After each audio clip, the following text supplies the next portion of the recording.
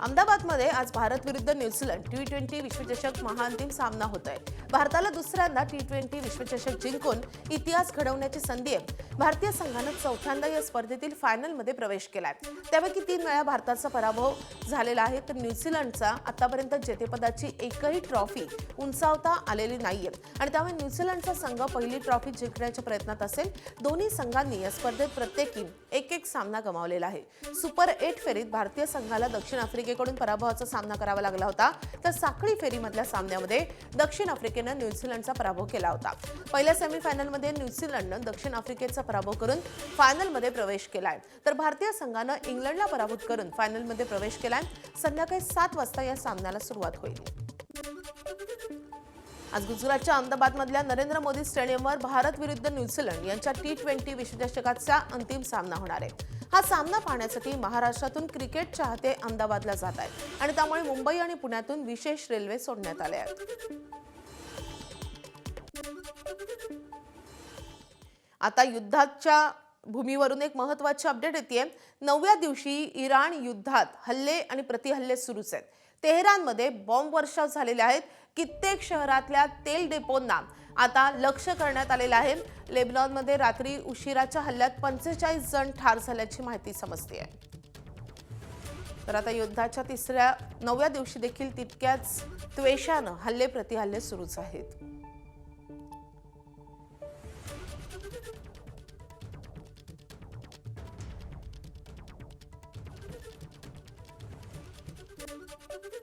दरम्यान गॅसच्या तुटवड्यामुळे व्यावसायिक गॅस सिलेंडरचा पुरवठा बंद करण्यात आलाय आणि यामुळे चिंतेत पडलेल्या नाशिकमधील हॉटेल व्यावसायिकांनी सोमवारी बैठक बोलावली आहे। यामुळे हॉटेलमधील खाद्यपदार्थांचे दर वाढवण्याचे संकेत हॉटेल व्यावसायिकांनी दिले आहेत। अचानक जर सरकारने असा निर्णय घेतला असेल कमर्शियल गॅस पुरवठा बंदचा, तर त्याचा मोठा परिणाम हॉटेल व्यवसायावर होणार आहे। त्याच्यासाठी सरकारने काहीतरी पर्यायी मार्ग उपलब्ध करून द्यावा, यासाठी आम्ही तातडीने ती बैठक बोलवली आहे। गॅसचा पुरवठा बंद केला, त्यामुळे तुम्ही खाद्यपदार्थांचे दर वाढवणार? 100% किमती 100% वाढणार। काय कारण?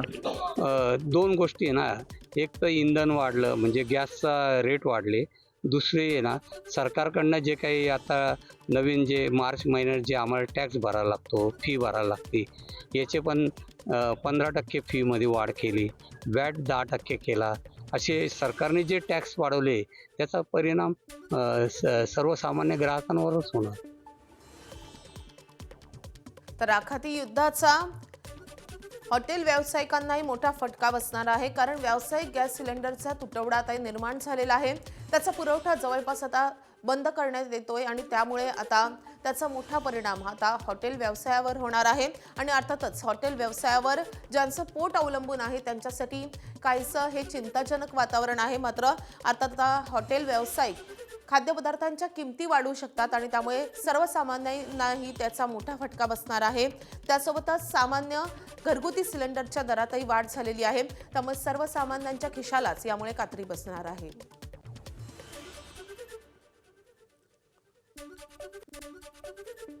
इस्रायल आणि अमेरिकेकडून इराणवर हल्ले सुरूच आहेत। शनिवारी रात्री इराणवर हवाई हल्ला करण्यात आलाय। अमेरिकेचे राष्ट्राध्यक्ष डोनाल्ड ट्रम्प यांनी इराणनं शरणागती पत्करली नाही तर मोठा हल्ला करण्याचा इशारा दिलाय। इराण पुन्हा एकदा दुबईवर हल्ला केलेला आहे। दुबईतील मरीना भागात ड्रोन हल्ला करण्यात आलाय। या हल्ल्यात स्टार टॉवरचं मोठं नुकसान झालंय। या हल्ल्यानंतर इमारतीचा काही भाग कोसळून एकाचा मृत्यूही झालाय। इराणनं दुबईमध्ये पुन्हा एकदा ड्रोन हल्ला केलाय। ड्रोन हल्ल्यानंतर दुबईत स्फोट झालेत आणि आकाशात धुराचे लोट उठलेत। हल्ल्यानंतर दुबई विमानतळावर काहीसा गोंधळ निर्माण झाला होता।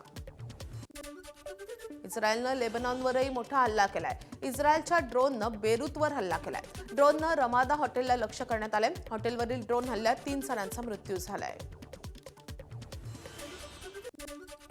इराण अमेरिका युद्धाचा फटका अनेक पर्यटकांनाही बसलाय। दुबईमध्ये अजूनही अनेक भारतीय अडकलेत। पर्यटनासाठी गेलेले मुंबईतील सुरेश चव्हाण आणि त्याच्या पत्नीही दुबईमध्ये अडकल्यात। अनेकदा विमान कॅन्सल होत असल्यानं आणि दुबईमध्ये पत्नीची औषधं मिळत नसल्यानं चव्हाण कुटुंबियांचे तिथे हाल होत आहेत आणि त्यामुळे चव्हाण कुटुंबियांकडून मुख्यमंत्री देवेंद्र फडणवीस आणि उपमुख्यमंत्री एकनाथ शिंदे यांच्याकडे मदतीचं आवाहन करण्यात येत आहे। मी स्पाईस जेटच्या ऑफिसला 23 तारखेत 3 वेळा आतापर्यंत आलो आहे. आमचं तिकीट 2 वेळा कॅन्सल झालं आहे. माझ्या बायकोच्या ड्रग्सच्या गोळ्या आहेत त्या दुबईमध्ये मला मिळत नाही आहेत आणि त्या जर घ्यायच्या असतील तर मला सेपरेट डॉक्टरकडे जाऊन त्याचं प्रेस्क्रिप्शन घ्यावं लागतं आणि त्यांना 12,500 रुपये फी द्यावी लागते. तर ते अफोर्डेबल मला नाही आहे. विनंती आहे देवेंद्र साहेब तुम्हाला आणि शिंदे साहेब तुम्हाला या दोघांना माझी नम्रते अतिशय कळकळीची विनंती आहे की आम्हाला इथून ताबडतोब इंडियाला घेऊन चला. खूप आमची तारांबळ होते आहे. माझ्या गोळ्या मला मिळत नाही आहेत. आज दिवसभर ते फिरत होते गोळ्यांसाठी पण कुठेच ते अवेलेबल नाही आहे. तर माझा ड्रग्समुळे प्रॉब्लेम होतो आहे. तर आम्हाला लवकरात लवकर इंडियामध्ये येण्याचा प्रयत्न करा. इराण विरुद्ध अमेरिका युद्धाच्या पार्श्वभूमीवर ज्येष्ठ समाजसेवक अण्णा हजारेंनी पंतप्रधान मोदींना पत्र लिहिलं आहे. तणावाच्या पार्श्वभूमीवर भारतानं शांततेसाठी पुढाकार घ्यावा अशी मागणी अण्णा हजारेंनी केली आहे. जगभरात सुरू असलेल्या संघर्षामुळे सामान्य नागरिक, महिला आणि मुलांवर गंभीर परिणाम होत असल्याची चिंताही अण्णा हजारेंनी व्यक्त केली आहे. भारताची संस्कृती अहिंसा आणि शांततेची असून भारतानं जगासमोर शांततेचा मार्ग पुढे करावा अशी मागणी त्यांनी केली आहे. जगात सुरू असलेल्या युद्धामुळे विनाश होतोय आणि त्यामुळे जागतिक स्तरावर शांतता प्रस्थापित करण्यासाठी पुढाकार घ्यावा अशी मागणी अण्णा हजारेंनी या पत्राद्वारे केली आहे. बीडच्या परळी येथील व्यापारी महादेव मुंडे यांची 21 ऑक्टोबर 2023 रोजी परळीमध्ये हत्या झाली होती. या प्रकरणात विशेष तपास पथकानं काही संशयित व्यक्तींची पॉलिग्राफ, लाय डिटेक्टर आणि ब्रेन मॅपिंग आणि त्यासोबतच नार्को अनालिसिस या मानसशास्त्रीय चाचण्या केलेल्या आहेत. या सर्व चाचण्यांचे अहवाल हे अत्यंत गोपनीय स्वरूपाचे असून ते तपास यंत्रणेकडे सुरक्षित आहेत. हे अहवाल कोणत्याही व्यक्तीला दाखवण्यात आलेले नाहीत आणि त्यामुळे कोणत्याही प्रकारच्या अफवांवर विश्वास ठेवू नये असं आवाहन आता तपास अधिकाऱ्यांनी केलंय. या संदर्भात कोणी अफवा पसरवल्यास त्याविरोधात कठोर कारवाई करण्यात येणार असल्याचा इशारा देखील देण्यात आला आहे. राज्यातील जिल्हा परिषद निवडणुकांचे निकाल लागल्यानंतर आता अध्यक्षपदाच्या निवडीवरून महायुतीमधला अंतर्गत मतभेद समोर येऊ लागलाय. सातारा जिल्ह्यात भारतीय जनता पक्ष सर्वात मोठा पक्ष आहे आणि त्यामुळे अध्यक्ष आमचाच व्हावा ही आमची ठाम भावना आहे अशी भूमिका जयकुमार गोरेंनी मांडली आहे. नगरपालिका जिल्हा परिषद निवडणुकीमध्ये मंत्री भाजपने मित्र पक्षांच्या मतदारसंघात केलेल्या घुसखोरीवरून शंभूराज देसाई आणि राष्ट्रवादीच्या मकरंद पाटलांनी नाराजी व्यक्त केली होती. यावरूनच जयकुमार गोरेंनी हे वक्तव्य केलं आहे. भारतीय जनता पक्ष जेव्हा सगळ्यात मोठा पक्ष आहे तेव्हा आमची नक्की इच्छा, माझी असेल कार्यकर्ता म्हणून माझ्या सगळ्या कार्यकर्त्यांची असेल, सगळ्यांची इच्छा की भारतीय जनता पक्षाचा अध्यक्ष सातारा जिल्हा परिषदेचा साधा पाहिजे. परंतु अजून बरंचसंच पाणी पुढे खालून जाईल, बऱ्याच घडामोडी घडतील. पण एक मी अगदी विश्वासाने सांगतो की भारतीय जनता पक्षाचा जिल्हा परिषदेचा अध्यक्ष व्हावा ही आमची प्रामाणिक भूमिका आहे आणि आम्ही शेवटच्या क्षणापर्यंत त्यासाठी प्रयत्न करू. भारताच्या सीमावर्ती भागातून घुसखोरांना देशाबाहेर काढण्याची विशेष मोहीम केंद्र सरकारकडून राबवण्यात येते. याच पार्श्वभूमीवर केंद्रीय गृहमंत्री अमित शहा यांनी हरिद्वारमध्ये संबोधन करतेवेळी घुसखोरांना चांगलंच ठणकावलंय. केदारनाथ ते कन्याकुमारी घुसखोरी करणाऱ्यांना सोडणार नाही, एक एक घुसखोराला भारताबाहेर काढणार असा थेट इशारा अमित शहानी दिलाय. त्यासोबतच 2026 मध्ये पश्चिम बंगाल, तमिळनाडूत एनडीएचं सरकार येणार असा निर्धार देखील अमित शहानी बोलून दाखवलाय. लगभग 10,000 से ज्यादा अतिक्रमण उखाड़कर फेंक दिए. 10,000 से. सिर्फ अतिक्रमण की बात नहीं है. मैं आज उत्तराखंड की जनता को कहने जा रहा हूं कि पूरे देश से जहां जहां घुसपैठिया है, केदारनाथ धाम से लेकर कन्याकुमारी तक एक एक घुसपैठिए को चुन चुन कर हम भारत के बाहर निकालने का काम करेंगे. भारत के बाहर. बिहार में हमने 2/3 बहुमत से सरकार बनाई. केरल के त्रिवेंद्रम में पहली बार भाजपा का भगवा वहां पर लहराया.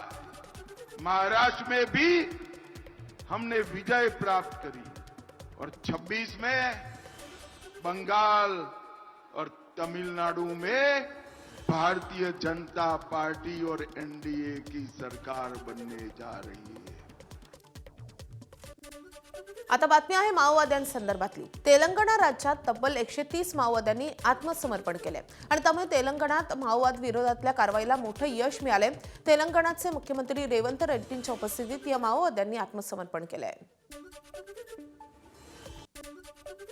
तामिळनाडू विधानसभा निवडणुकांपूर्वी अभिनेता आणि टीव्हीके प्रमुख विजयनं अनेक आश्वासनं दिली आहेत. महिलांना केंद्रस्थानी ठेवून विजयनं भरपूर आश्वासनं दिली आहेत आणि ज्यामध्ये निवडून आल्यास महिलांना 8 ग्रॅम सोनं, महिन्याला 2,500 रुपये, मोफत सॅनिटरी पॅड्स, तरुणींना लग्नासाठी सिल्क साडी अशा विविध प्रलोभनांचा गोष्टींचा समावेश आहे.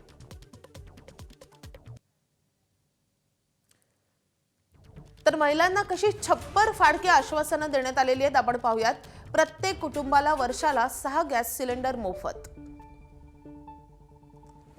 60 वर्षांपर्यंतच्या महिलांना दर महिन्याला 2,500 रुपये. महिला, मुले आणि ज्येष्ठांसाठी स्वतंत्र खातं उघडण्यात येईल. खात्यावर विजय नजर ठेवणार. लग्न करणाऱ्या तरुणीला 8 ग्रॅम सोनं आणि सिल्कची साडी भेट दिली जाईल. तर 1ली ते 12वी पर्यंतच्या मुलांच्या पालकांना फी भरण्यासाठी वर्षाला 15,000 रुपये दिले जातील. मुली, महिलांना शाळा, कॉलेज, रेशन दुकानातून मोफत सॅनिटरी पॅड्सही दिले जातील. तर महिलांना सरकारी बसमधून कुठेही मोफत प्रवास करता येईल. महिलांसाठी सरकारी वाहनात सुरक्षेसाठी स्मार्ट पॅनिक बटनची सोय करण्यात येईल. तर महिलांच्या स्वयंसहाय्य गटांना 5 लाखांपर्यंत व्याजमुक्त कर्ज दिलं जाईल. महिलांविरुद्धचे सर्व गुन्हे जलदगती न्यायालयात चालवले जातील. जन्मलेल्या प्रत्येक बाळाला सोन्याची अंगठी आणि बेबी किट्स मोफत दिले जातील.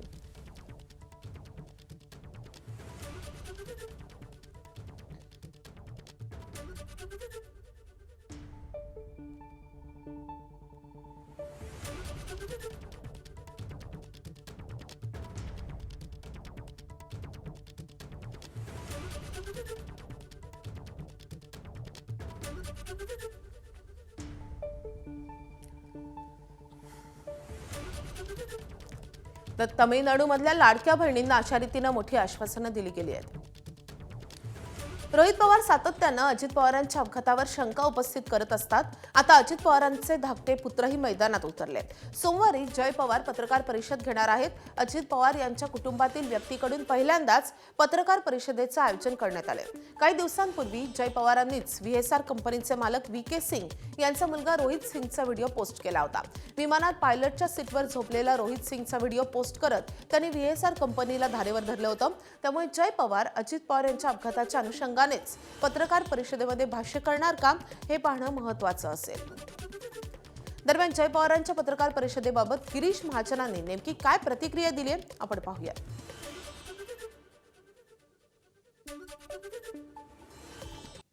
नाही, आपल्या सर्वांना कल्पना आहे की या अपघाताची सखोल चौकशी करण्याचे आदेश राज्य सरकार दिले, माननीय मुख्यमंत्री महोदयांनी दिले.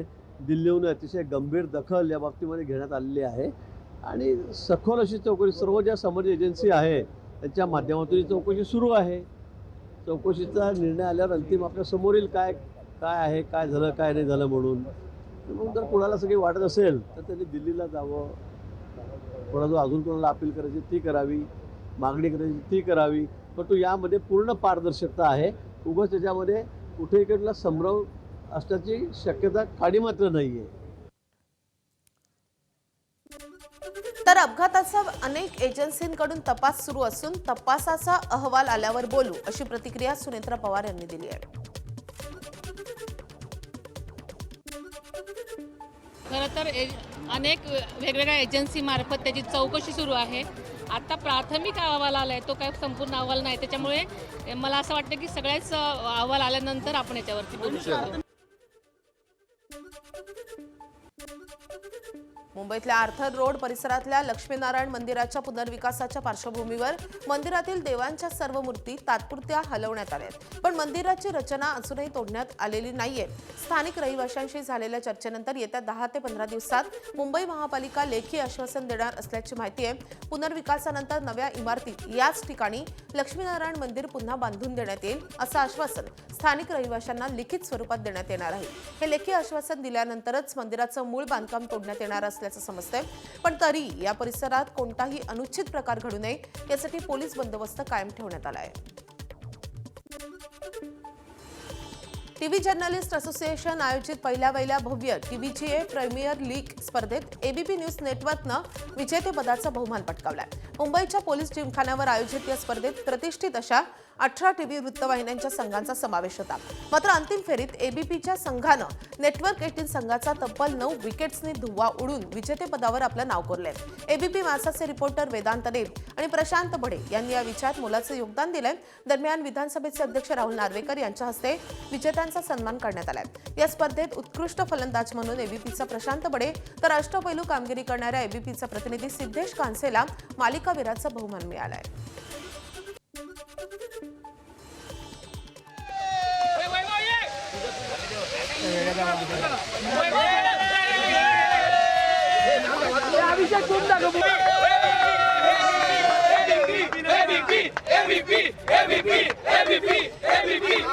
फक्त मैदानात राहून होते तर मैदानात बाहेर राहून कसं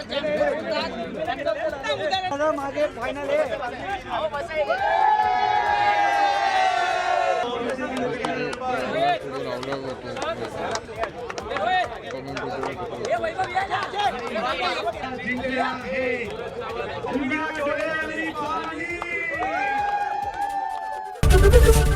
एबीपी माझा, उघडा डोळे बघा नीट.